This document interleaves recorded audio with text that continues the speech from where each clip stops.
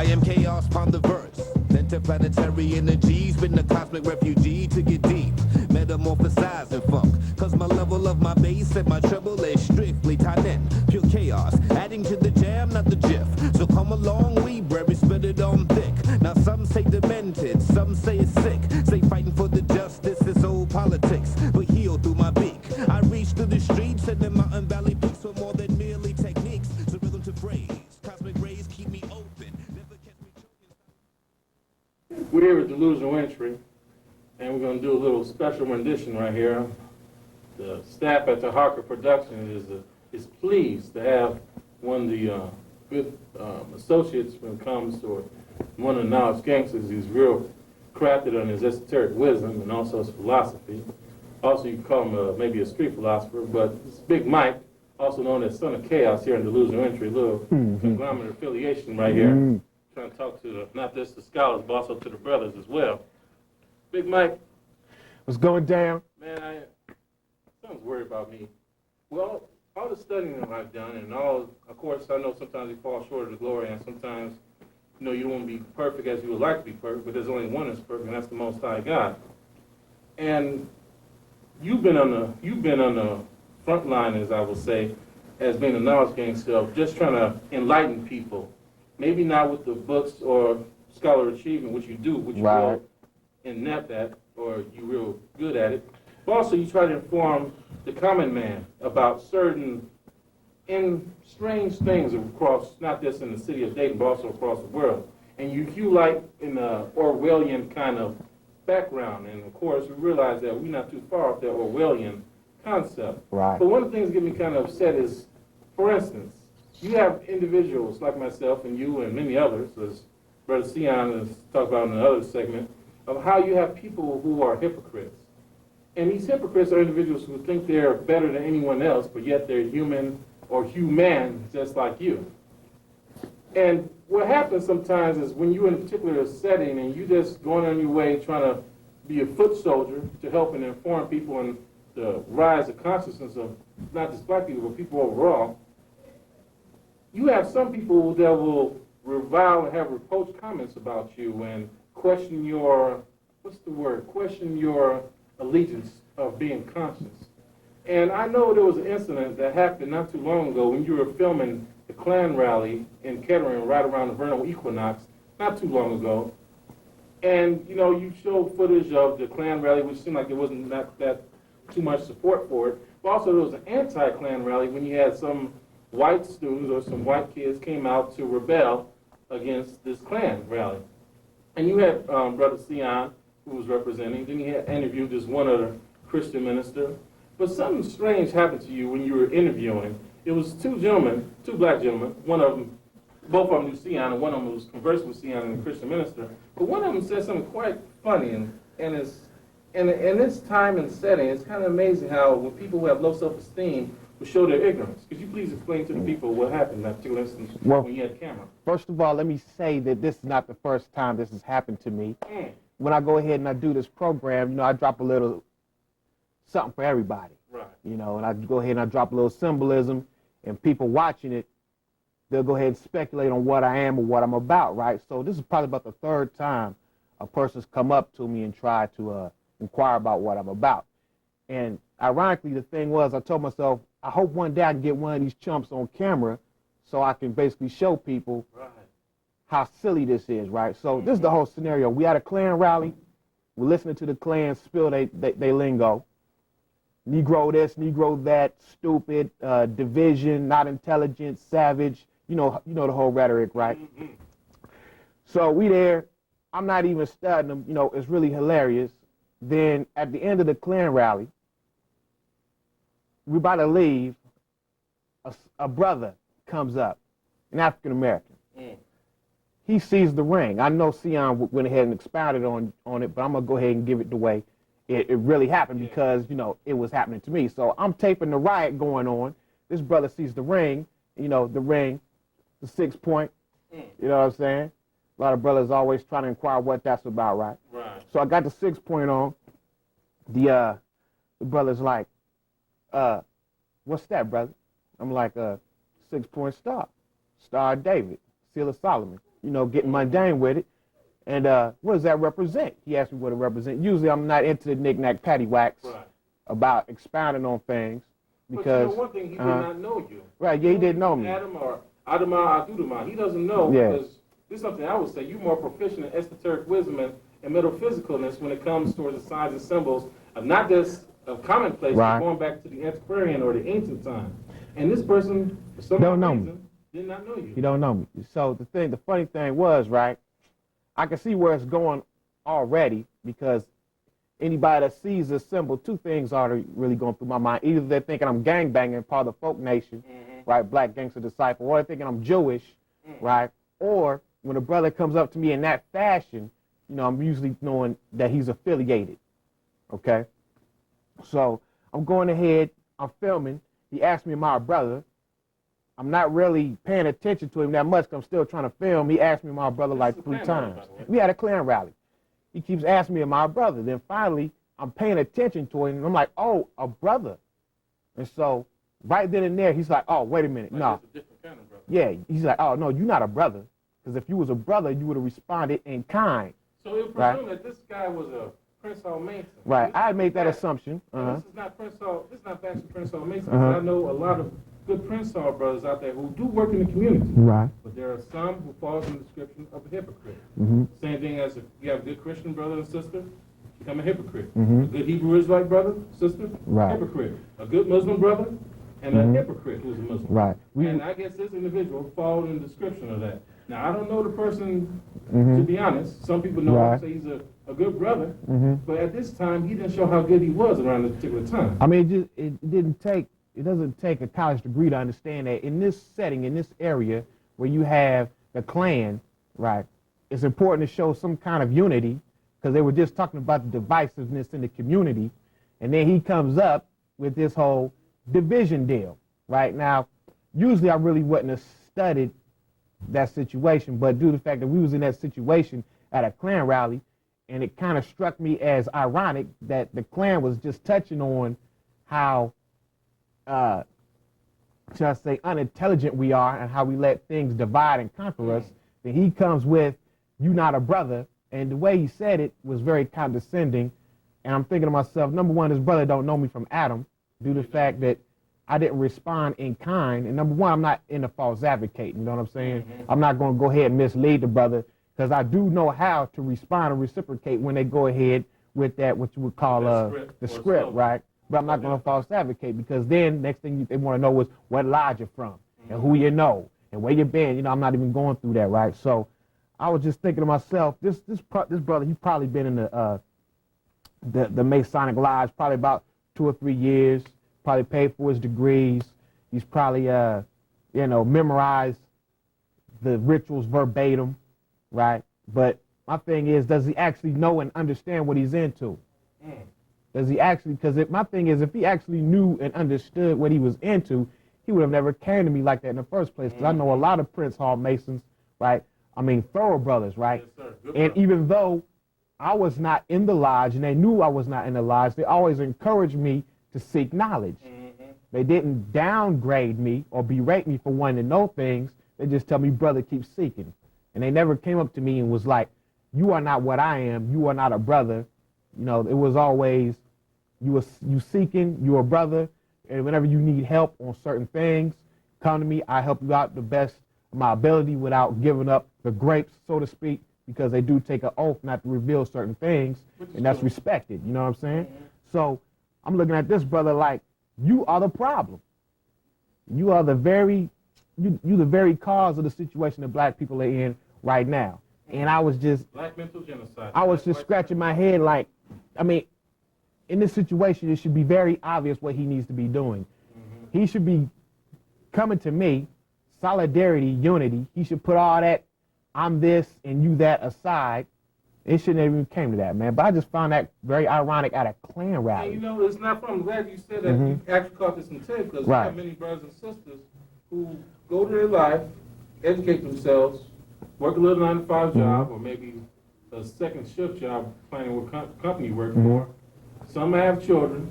Some try to support their children, support their families, and also support their surroundings to make themselves to feel at home. And when it's kind of funny when you see a brother or sister that will badge another individual just because he or she is not affiliated with some organization which was created over 3 centuries, and humanity have been older than going back to the 17th century. So we have to realize that there's a strange paradox that's going on. And also, for the individual who's Prince Hall Masons, if you, like I said, you know many cool Prince Masons, and I know of plenty of Prince Hall Masons who I'm affiliated with, they're one of the things they'll tell you, they'll try to educate. They don't care about if you're part of this. Sometimes it's not for people. But one thing, what is for people is understanding or overstanding certain precepts. And it's too bad that this time, this one brother came up to you, not knowing who you are, and knowing that you've been a foot soldier, you've been there at war, you've been debating brothers and sisters and other people who may not agree with the same thing that you agree with, but you give them the common decency of respect. This person didn't even give you a common decency of respect. If you look at the word brother, what does brother mean? What kind of brother was he a student to? There's only one kind. There's one who's a brother, and there's one who's not a brother. Was he calling you a sister or a female? Or maybe he was scared of, you know what sometimes happens with black men, we have a sense of low masculinity about ourselves. And I guess it goes to the old Osiris phallus. When people see that someone's maybe phallus is bigger than theirs, some people, some black men who have low self-esteem of themselves or low masculinity have to displace their anger to outshow to someone that maybe my phallus is bigger or actually my mindset is bigger. And maybe we caught this person at a bad time. But right there, I'm glad you got that on tape to show how people can go astray off and fall short of the glory. But I thought the whole thing about masonry is supposed to be about illumination. Now, if you're going to profess or purport to be illuminated, right? My thing is, there should have never been a condescending attitude or an attitude that I know more than you or I'm above you, because I'm going to show it on my show. Y'all going to see this chump, right? I'm going to dig in him. I ain't going to do it right now, right? Because this ain't the time or the place. Yes, but on my program, I'm going to dig in. I'm going to show him at his best. So what I'm going to do, right? What I'm saying is illumination is a lifelong endeavor. Now, if we're talking about illumination is a lifelong endeavor, man. And so what I'm saying is, if you're going to come to somebody thinking that you all that in a bag of chips, right? You only been in the organization about 2 or 3 years to memorize your degrees verbatim, right? And I've been in this game for like 12 years, man. The Christianity, the Islam, the Hebrew thing, the Kabbalism, everything. You know, the antiquities, I've been studying it. I've been down. Yes, sir, and I definitely concur. You have a doctorate degree when it comes to esotericalism and metaphysics. You know, and I hold a lot of things back, right? Because, you know, just like Jesus, you know, Yeshua was saying, man, he spoke in parables. He didn't put everything out there for everybody to get a hold of. You know what I'm saying? Everybody can't grasp it, right? And so I'm going to want to quote with the Masons as far as that's concerned, because, you know, they do have their oaths that they take not to reveal certain things, and I understand where that's coming from. So this brother, he just didn't understand that when he was talking to me, he was in fact really talking to a brother, right? But due to the fact I don't have the paperwork to show and prove that, or a script that disqualified me. Now, maybe he was talking about those suckers in the back of me wearing those hoods, those white sheets, because the Klan, we know they stem out of the Knights Templar Masonic orders. Okay, so maybe he was talking about those brothers. You never know. Maybe he was in cahoots with them chumps. You know what I'm saying? That's true. So I'm thinking to myself, Or Scottish, right? that's right. So, you know, I'm saying to myself, man, what is a brother here? Is it somebody that has the same skin color, somebody that shares the same ideology, somebody, you know, you have the same ring? I mean, what classifies you to be a brother, right? And the whole division at the Klan rally is sure and prove the sickness that we have in the community, man. So I'm going to dig in him on the show, though. I hear you, brother. You understand that? I'll help you out, and I'm quite sure there's many other brothers and sisters like to help you out. But, you know, like something happened to me around the time, and it's kind of looking how everything parallels. This little incident happened to you while you at the Klan rally around the vernal equinox. And a strange thing happened with my mail slot that same time frame. I got well, let me show this to you right here. Maybe the audience haven't seen that. But I got that in my mailbox for some strange reason. Now, I don't know if I ordered it. Sometimes I've been to many Christian symposiums. I've been to many lectures going back over a couple years ago, and conferences about, you know, the textual history of the Bible and biblical history and comparative analysis of religions, because I'm real astute when it comes to that. But for some strange reason, I don't remember signing anything where I was required to have this videotape. Now, could you please explain to me, why would people send this And not just send it, but put a particular anthropomorphic image. Of course, for those individuals, anthropomorphic image is just another way of saying picture, because they gave a picture or a televised or television or to television imagery of a person, of a deity named Jesus, misappropriately called Jesus. The letter J is only 500-something years old. His name is either Issa or Yeshua. But why in the world would someone send you this? Well, number one, it's the height of egotism, number one.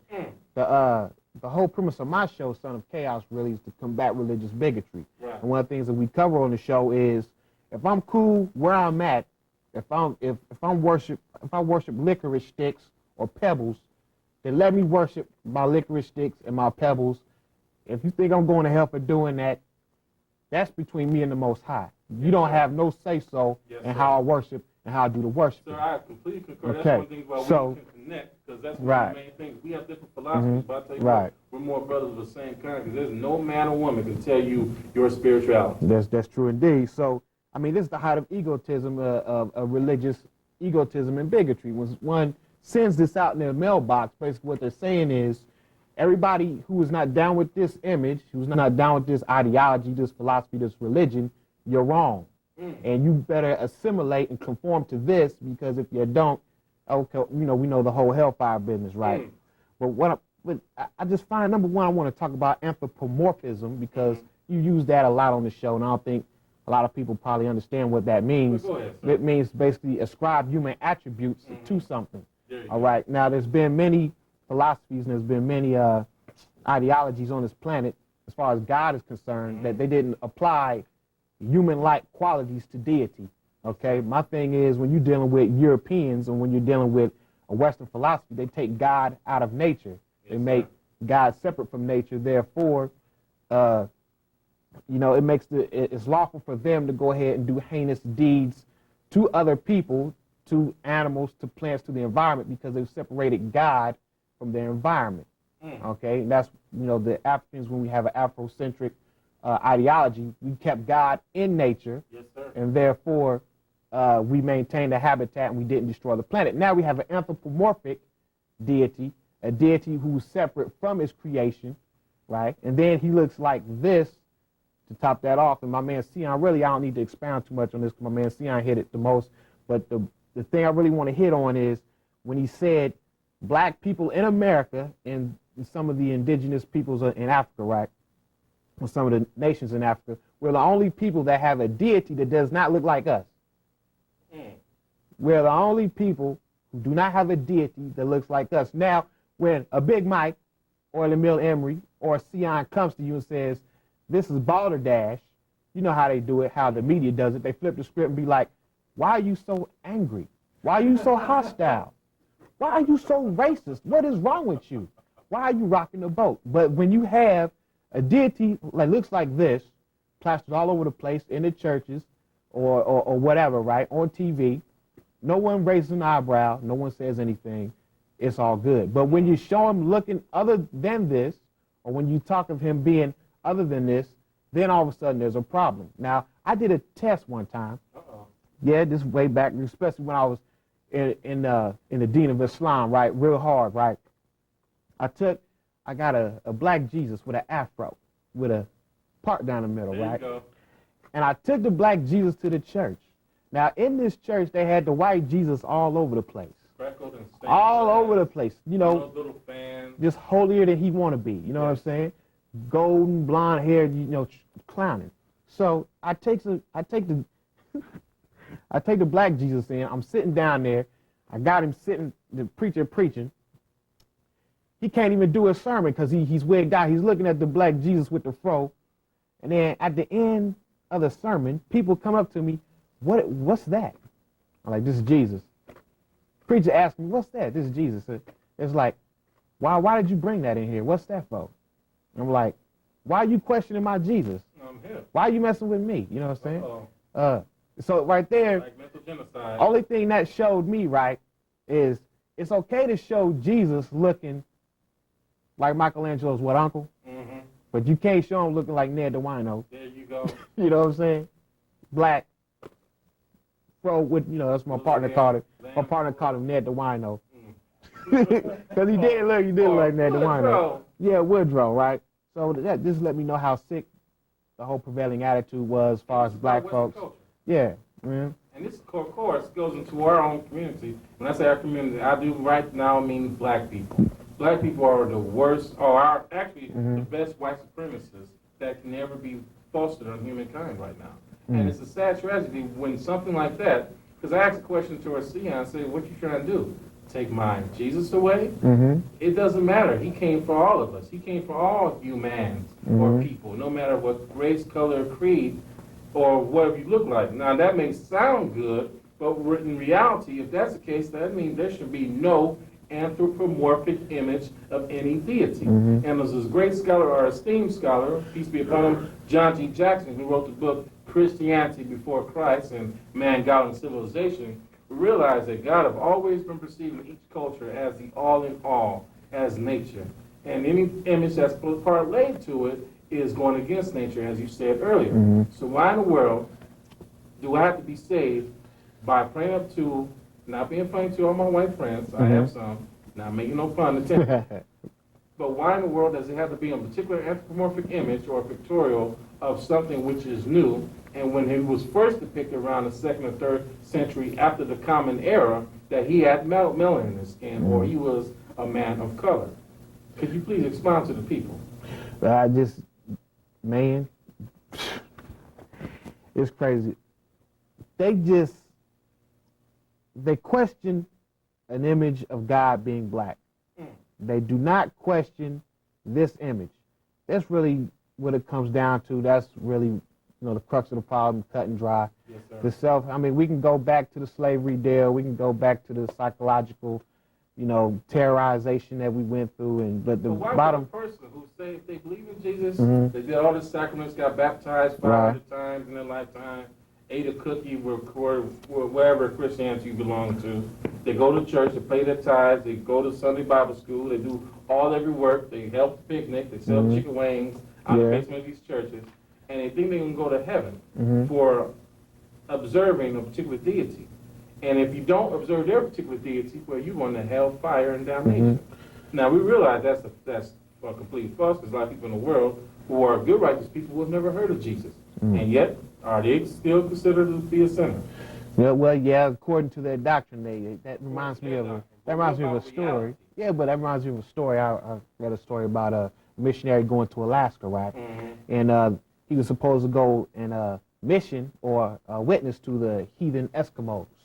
And the Eskimos, they're heathen and they're savage, according to the missionaries, right? And so an Eskimo got kind of, smart and was like, hey, if I never knew about your Bible and your Jesus and your salvation, would I go to hell? And the missionary was like, well, if you didn't know, well, I guess not.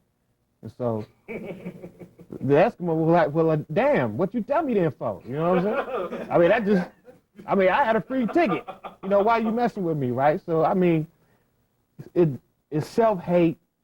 That's the only thing I can equate it down to is self-hate. Why would a person go ahead and raise all this ruckus and all this fuss about... Do you like that videotape, sir? Do I like this videotape? Yes. I'm going to show you what I like about the videotape on my show. I got to save it, man, because it's going to be lovely. All you thought criminals out there, y'all know what I'm going to do.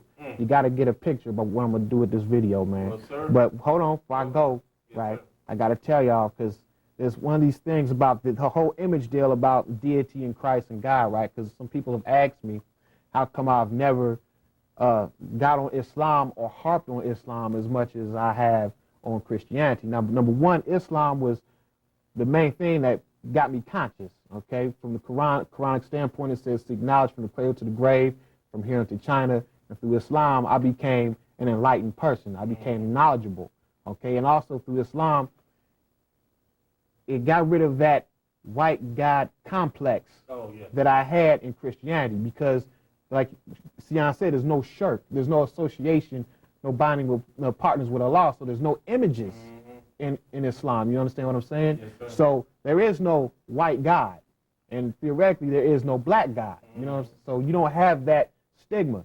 And so with the acquisition of knowledge and with the erasing of the white image through Islam, I became who I am today. And I credit Islam with that, right? So really, I feel that Islam can be used to build a black empire more so than the Christian variety, just my personal opinion. And thus, that's really why I've never come out against Islam. Now, I do have certain quirks with Islam. I have certain quirks with all religions, right? Well, it is, I believe, what you're really saying are the people who are the recipients of some of this spirituality. Because, like I said, I definitely agree with you. There's good tenets. In fact, there's good tenets in Christianity. Yeah. Of course, it's not the same Christianity as in the time. Right. People call them Isos Christos. Mm-hmm. Jesus, Yeshua, the anointed one, or the followers of Christ. That's not the same spirituality. Right. And Islam, of course, is a good spirituality, but the way some of these individuals practice it isn't the right one, especially with some of these Arab Muslims who be selling pork and malt liquor in some of these black urban areas. Whenever you mix money with it, Yes, sir. and whenever you mix business with your spirituality, man, that's what Jesus was talking about in that temple, man. Yeah, when he turned the temple over, I think in the book of Mark, that's right. Mistaken. But, man, Big Mike, I'm glad to have you on Delusional Entry, man. We got to do this again. Conglomerate affiliation, son of chaos, Big Mike. Sir, thank you. And the ancient greetings of our ancestors.